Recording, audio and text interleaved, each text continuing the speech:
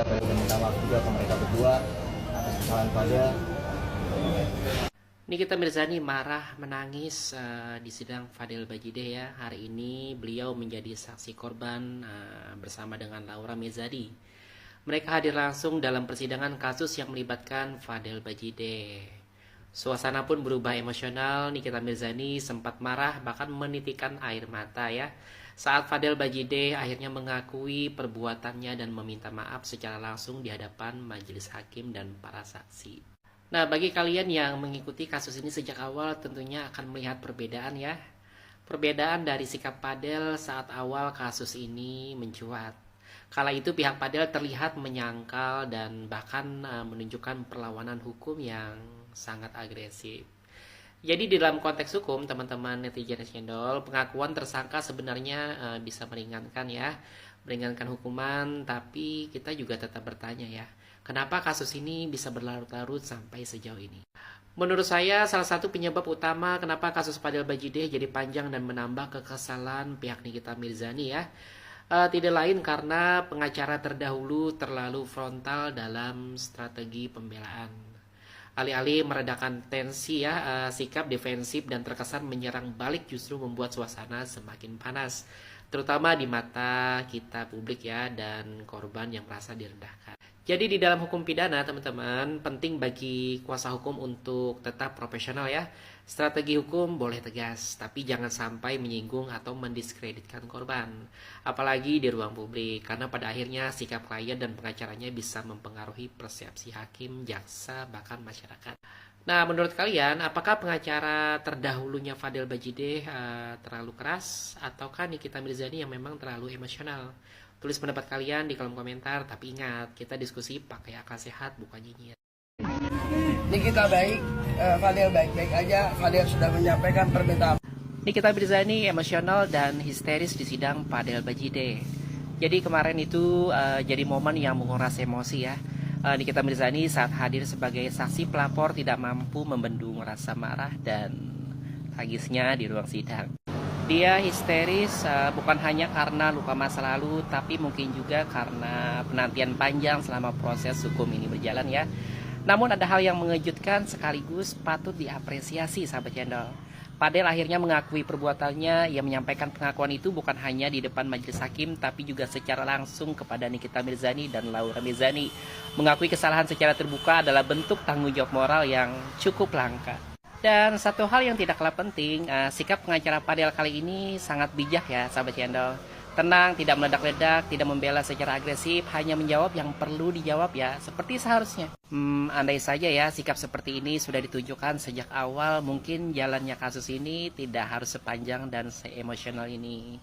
Penting banget memilih pengacara yang bukan hanya pintar secara hukum, sahabat channel, tapi juga tepat secara etika dan strategi. Ya, tapi nasi sudah menjadi bubur, yang bisa kita lakukan sekarang adalah berdoa ya. Semoga Fadil Bajideh mendapatkan yang terbaik ya, sesuai dengan porsi perbuatannya, dan semoga Nikita Mirzani serta Laura Mezani diberi ketabahan.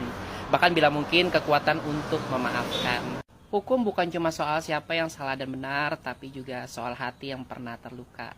Kalau sahabat channel setuju bahwa proses hukum harus adil dan manusiawi, mari follow akun netizen channel. Jangan lupa like, komen, dan bagikan pendapat kalian. Kita diskusi sehat, bukan debat kusir. Nikita Mirzani dituduh memeras 4 miliar rupiah dari Dr. Reza Gladys, tapi muncul pertanyaan krusial dari Bang Leonardus. Kalau yang menggugat uang prestasi Nikita itu ke pribadi Dr. Reza Gladys, bukan ke PT. Bukankah itu artinya 4 miliar yang diterima dari Reza Gladys itu sebagai pribadi? Kok di eksepsi Nikita Mirzani malah dibilang produk PT yang jadi objek tekanan? Ini blunder nggak sih? Nah, jujur ya, sahabat cendol, ini pertanyaan keren banget ya, dan memang butuh analisa yang cukup bikin netizen cendol siang ini langsung melek. Keren Abang Leonardus, keren. Izinkan saya ngejawab ya Bang. Jadi pertama-tama kita pisahkan dulu ya, sahabat cendol, ini dua ranah yang berbeda ya. Pertama adalah laporan pidana dari Dr. Reza Gladys ke Nikita Mirzani terkait dugaan pemerasan. Kemudian gugatan perdata dari Nikita Mirzani ke Dr. Reza Gladys terkait dugaan wan prestasi. Nah, jadi konteksnya beda ya. Nikita menggugat wan prestasi karena dia merasa sudah ada kesepakatan lisan dengan Dr. Reza Gladys dan suaminya secara pribadi ya untuk melakukan review produk secara baik-baik. Namun menurutnya malah dilaporkan. Kemudian kenapa sih yang digugat One Prestasi adalah Dr. Reza Gladys secara pribadi, bukan PT gitu ya. Karena menurut saya Nikita beranggapan yang datang dan berunding, yang mengirim uang dan membuat janji adalah Dr. Reza Gladys dan suaminya, bukan sebagai direksi atau kuasa dari PT, melainkan sebagai individu. Jadi harusnya sih wajar ya teman-teman jika Nikita Mirzani menggugat secara pribadi, bukan entitas PT. Lalu kenapa di eksepsi disebut subjek hukum yang relevan seharusnya PT atau PT Glavicia ya, bukan pribadi Dr. Reza.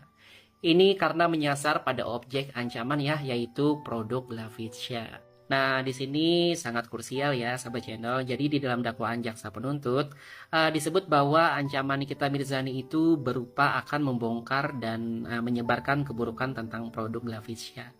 Lalu dikaitkan dengan kredibilitas Reza Gladys sebagai dokter. Tapi secara hukum, jika yang dijadikan alat tekanan adalah produk yang dimiliki oleh PT ya, maka yang harus diuji apakah Reza Gladys secara pribadi berhak merasa dirugikan atau dicemarkan ya atas produk yang bukan miliknya secara individu.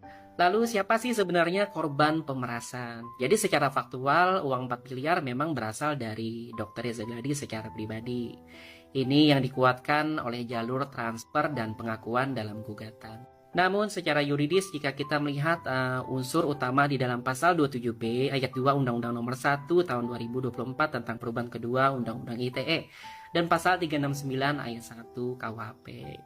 Jadi jika unsur pemerasan adalah mengancam mencemarkan nama baik, maka harus diuji lagi ya apakah ancaman itu menyerang kehormatan Reza sebagai pribadi ataukah produk yang bukan miliknya langsung secara hukum. Oke, sekarang kita masuk ke kesimpulan. Jadi sahabat cendol, menurut netizen cendol tidak ada kontradiksi antara gugatan perdata dan eksepsi pidana. Kemudian gugatan perdata menyasar relasi pribadi yang membuat kesepakatan. Selanjutnya eksepsi menyasar legal standing korban pemerasan, terutama jika objek ancaman adalah milik perseroan. Karena gini sahabat channel, kalau memang produk yang jadi objek tekanan dan produk itu dimiliki oleh PT ya, maka argumen eksepsi menurut netizen channel itu sah-sah saja untuk diuji. Ingat ya, untuk diuji belum tentu diterima atau tidak. Jadi pertanyaannya sekarang, apakah Dr. Reza Gladys bisa merasa dirugikan oleh sesuatu atau aib yang bukan dia miliki secara hukum? Nah, ini pertarungan yang sangat menarik ya sahabat channel, dan ujungnya nanti akan sangat ditentukan oleh cara hakim menilai kredibilitas, itikat, dan konteks hukum dari masing-masing pihak. Oke sahabat channel, jika kalian tertarik dengan edukasi yang diberikan oleh netizen channel, silahkan follow ya. Kemudian tinggalkan komentar, like, dan share.